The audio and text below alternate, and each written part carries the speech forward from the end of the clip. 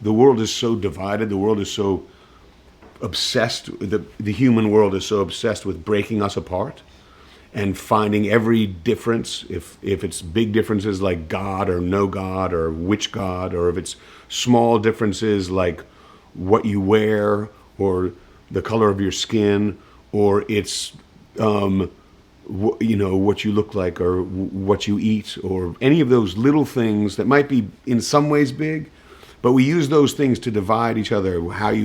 If you know what, we're so cruel in every opportunity, it seems to me.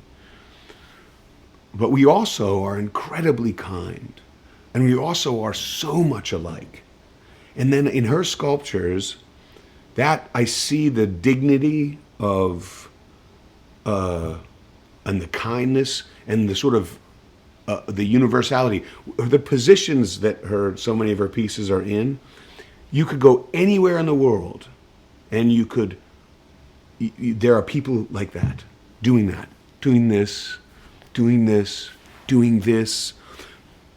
But none of her sculptures exclude anyone. Like if you look at, I'm not saying, if you look at so many people's work from over the years, it's about this or it's about that, but there's this crazy.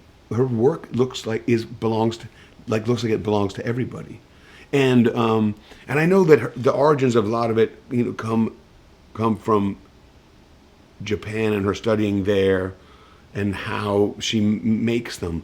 But it's what they're doing, and there's an innocence in it it makes me feel. I feel so good when I come down the hill and see the work that we have here, or when I go past Eliza's house and I see her figure, or when I'm at Westwind and I'm visiting the other figures, or I'm looking at a book of them. They make me feel good, and they make me feel like I belong. And what I mean by that is because they belong. The positions that they're in are the position of belonging. You don't do this when you feel like you don't belong.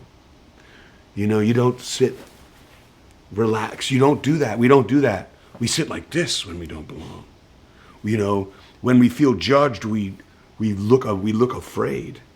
And she does. It's really emotional for me too. She's beautiful. I love. I never told Joy any of this.